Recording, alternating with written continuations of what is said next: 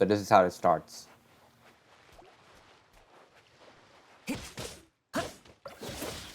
And this is what it becomes.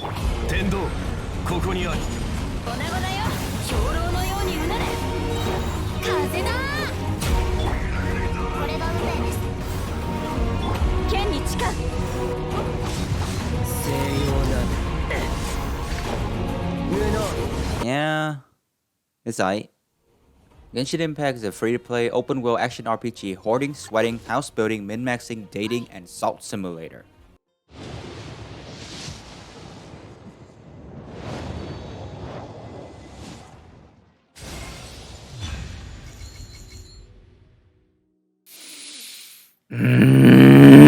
Developed by MiHoYo, a Chinese studio based in Shanghai and launched in September 2020, the game has become one of the most well-received titles over its short lifespan. And all of that is thanks to Waifu.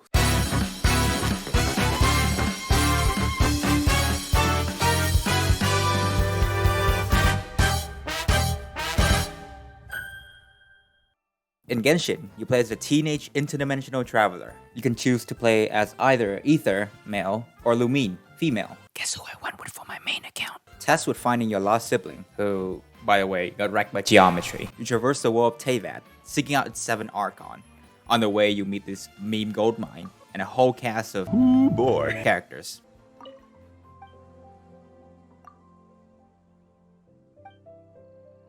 So lore-wise, Teyvat has 7 nations, which is governed by 7 different Archon, or gods, representing the elements. Pyro, Hydro, Electro, Anemo, Cryo, Geo, and that last one that even MiHoYo doesn't know exists. Right now, the game has 3 main regions for players to explore: Mondstadt, Liyue, and the newly added Inazuma with patch 2.0.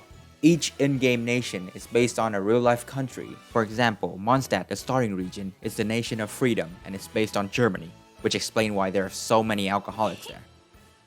Okay, jokes aside, playing through the game, you can genuinely feel how inspired the world is.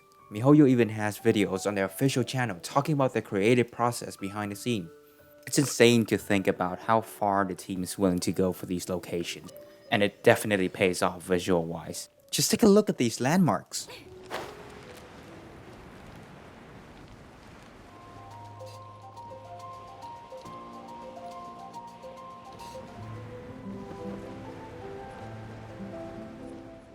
My favorite part is the music that is specific to each region. The OST makes use of a lot of traditional instruments, which give each region its own unique vibe. Here's the battle theme for each region.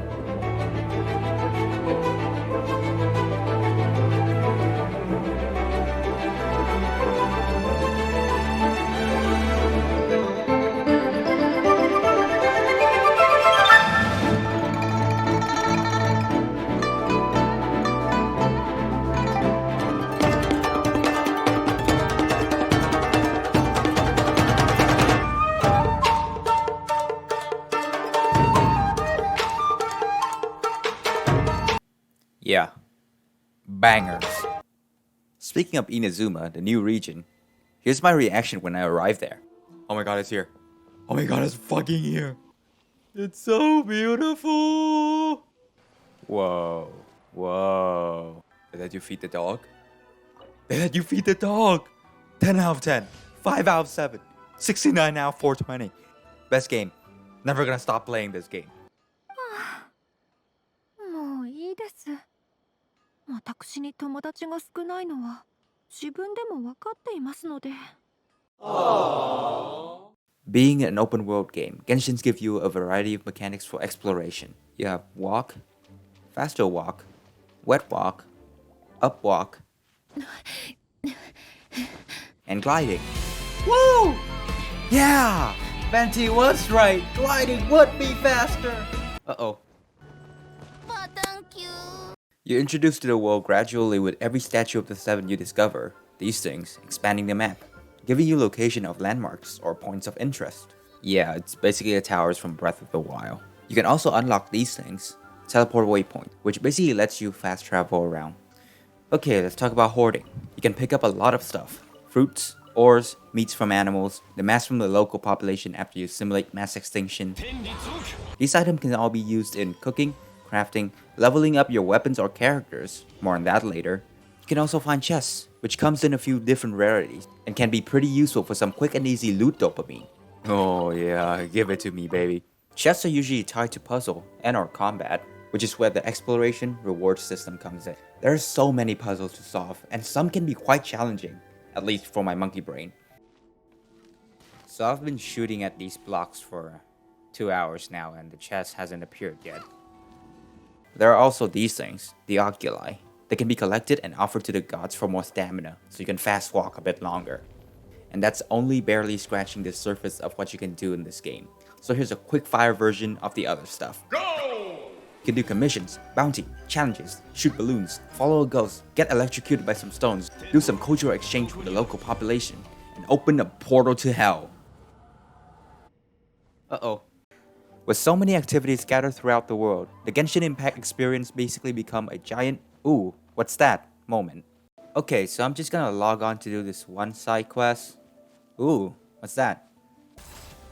Got a chest. Nice. Back to the quest. Ooh, what's that? So it's 3 AM right now and I'm still playing. Probably should go to bed soon. Ooh, what's that? You get the gist. Okay, let's talk combat. Combat in Genshin revolves around your team of 4 characters that you can switch between.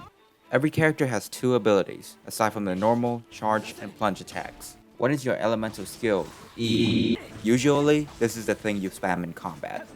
The other is your elemental burst, Q, aka the big number button.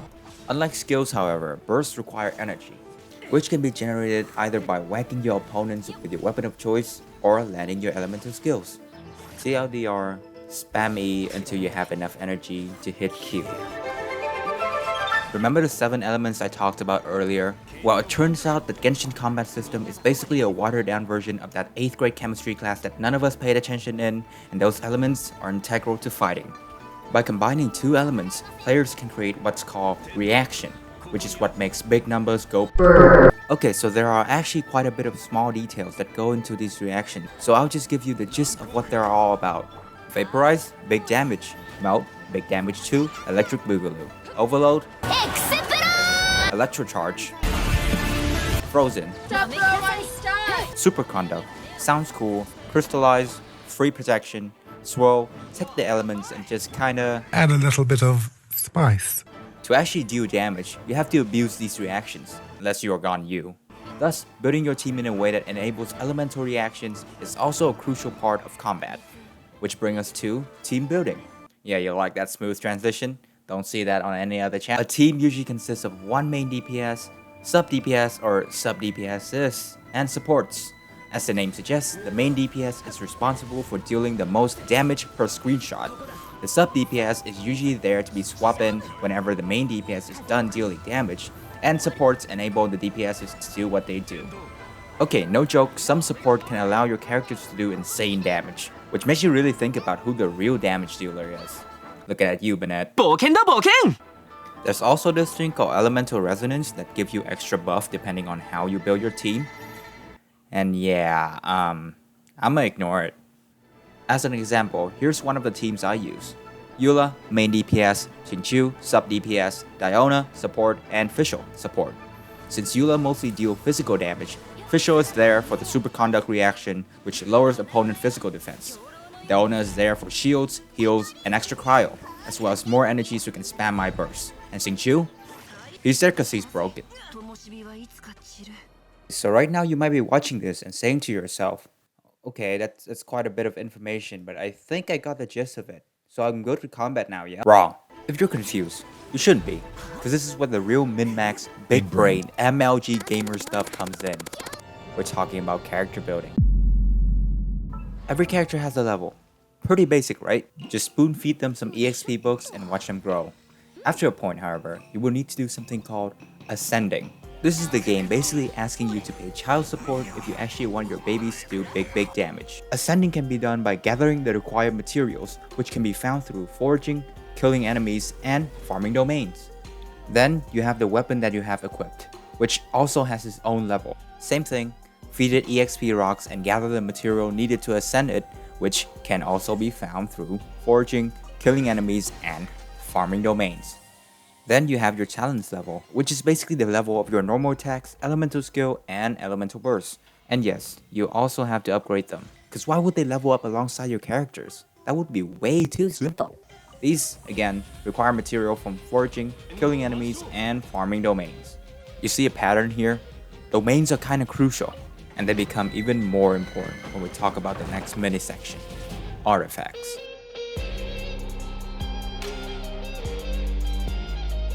If you're a new player, you might want to skip ahead here, because you won't have to worry about this until much later on in the game. Okay, now that all of the innocent baby are out of the room, let's all maul together. Artifacts are a crucial part of character building as they provide the stats that are much needed to further power up your character.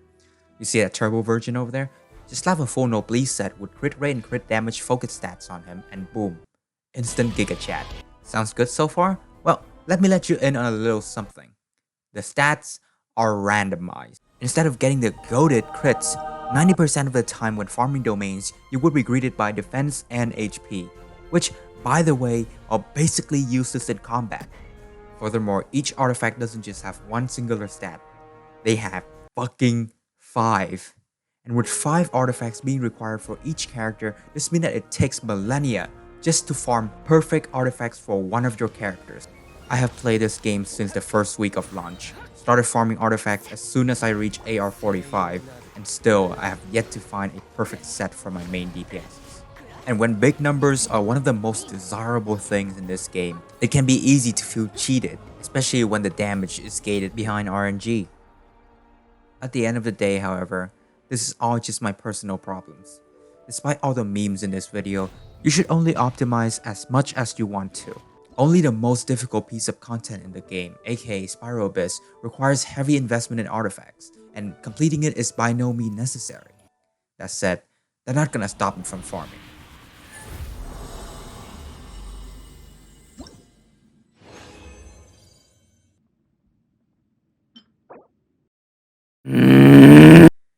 Oh god, I haven't even begun talking about Gacha yet. Here's a clip of Hu Tao. ヒルチャールのお兄さんが病気になった。ヒルチャールのお兄さんが看病して。 Now that I have your attention, let's discuss the main reason why people get into this game.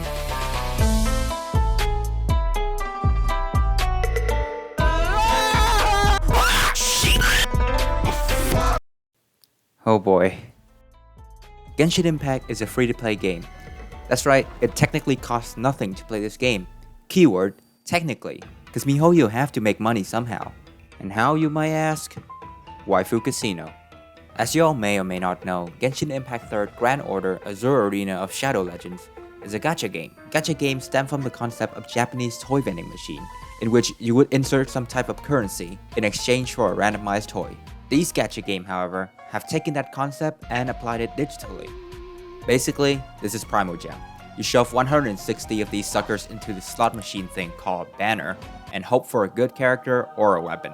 Emphasis on good. Here's the thing, however. The rates aren't really what you would call generous. So what do you do when you don't get the funny toy you want? You ask for mom's credit card. This is where you get the stories of people taking out a bank loan to have a chance at getting this toddler.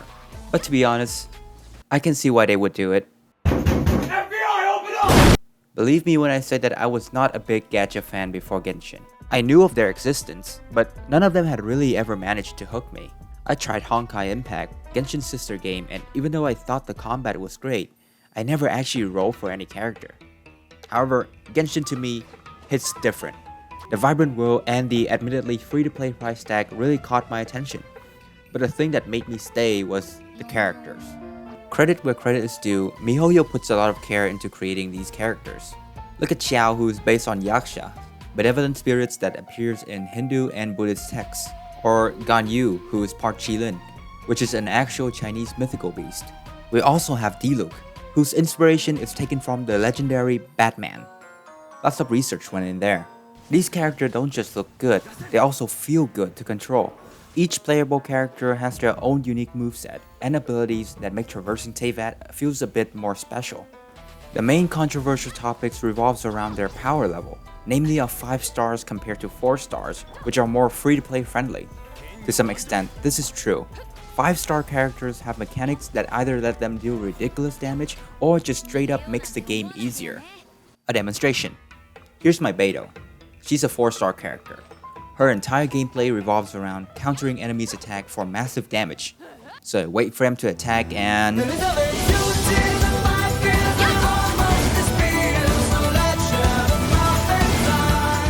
Alright, that's pretty respectable damage. And here's my Zhongli, doing the same thing by pressing just one button. Oh, have I mentioned that he also freezes enemies and also makes you literally unkillable? Yeah, so we can pretty confidently say that there's a big gap between 4-star and 5-star characters. And with the rates for a 5-star being less than 1%, it can feel like the game is forcing you to pay to go through the content. But frankly, no 5-star is required to beat the game. Like I briefly mentioned during the last section, the story is extremely easy to go through, even with the free 7 character that they give you. And people have proven that it is completely possible to challenge some of the hardest content in the game, even if you're free to play. Take this with a grain of salt, however, because I am by no means a free-to-play player. In total, I have spent around 30 to 40 bucks on this game, but this, when compared to the leviathans of the community, it's a very small amount. And while I don't have absolutely everything in the game, I don't feel compelled to put in more money for more content. The meat of the game is available to you for free right off the gate, and with enough dedication and knowledge, everything can be cleared without you spending a dime. Here's me clearing spiral bits with a low spender's tea. Fuck. I am not trying to discourage spending money on the game. After all, I personally believe that Genshin has the quality of a AAA title priced at 60 bucks, and supporting the devs is a noble thing to do. However, I don't think that using your entire life savings just for a few constellation is worth it either. There's a gray area there. Just please stop and think before you wail a few $100 away, okay? Because they make it really easy to do so. See if it's really worth it to waste all of your money for food on a chance of getting some dopamine from that 5-star. Remember that it's not pay to win, it's pay to waifu. 治療をしてください。ここには傭兵を手配します。 So far, I feel like I've been doing nothing but singing Genshin's praises. And while it is undoubtedly a game that I wholeheartedly love, that's not gonna stop me from bitching about its problem. Of course, every game has their fair share of problems, and Genshin is no exception. I can sit here and nitpick all day. Like how joining your friends for co-op put a ton of limitation on your game, or how the weapon banner is still a scam after 2.0. However, these are just small things that you'll learn to cope with after a week of being addicted. My main problem with Genshin comes down to 2 things which are essentially interlinked: the resin system and late game content. Let me set up the pieces. Most gacha games nowadays have some sort of energy system. Basically, every day you have a set number of actions you can take, and that number of action is indicated by how much energy you have left. In Genshin, the energy is called resin. You can store up to a maximum of 160 of these babies, with one being generated every 8 minutes. Resin is tied to character progression because guess what? If you want to farm domains, you need 20 of them for every run. It basically gauges the number of materials and or artifacts you can get per day. This is why I complain so much about artifact farming. You think I'd ever leave a domain if resin wasn't holding me back? Actually, now that I said that out loud, resin might be a good... The other problem with the game has to do with the late game, or better yet, its total lack of one. Exploration in Genshin and leveling your characters are, in my opinion, the absolute best part of the game. The later you progress, however, the more difficult it is to do both of these things. Your character requires more and more resources, and the world becomes drier and drier since you have already searched every nook and cranny for that one gosh darn common chest. And here comes the best part. The late game is where resin starts becoming a bigger pain in the ass than it already is. To newer players, resin will never really be a problem, to the point where you will even find yourself capping it sometimes. And because the game is so easy and exploring is so fun, why would you ever sit down and farm artifacts? And plus, when you run out of resin, you can just continue down the hole of, ooh, what's that? But once you reach late game and have literally everything done, resin will dictate everything you can or cannot do. Since you can no longer explore, the only other option is to progress your character. Are you seeing where this is going? To level your character, you need to farm domains. To farm domains, you need resin. And you only have so much per day. So instead of being able to grind as much as you want to, you have to log on every day to not lose out on value. As a late game Genshin player, here's your daily 30 minutes grind.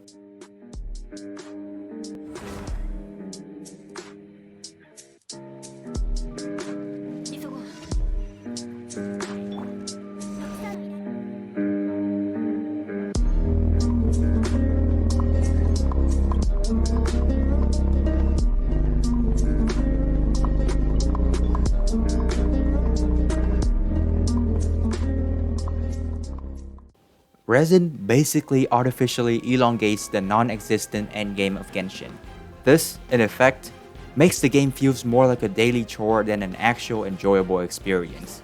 Granted, there are things such as Spiral Abyss and events that do add more actual content. But unless it is a big patch that introduces a new area, the amount is not really noteworthy.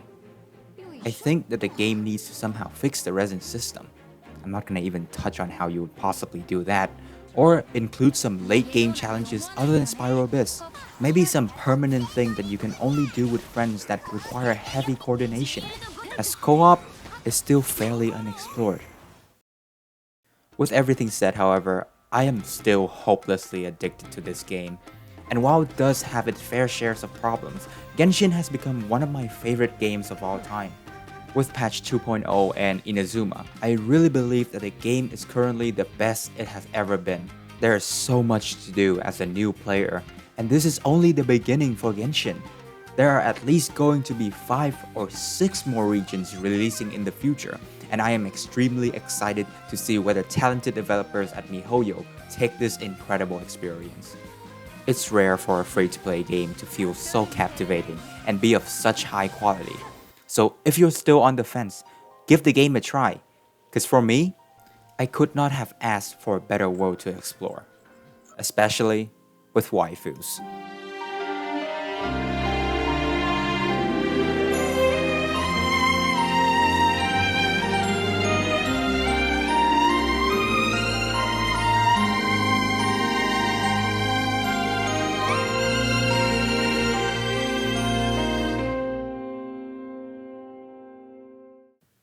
Just be careful with your life savings.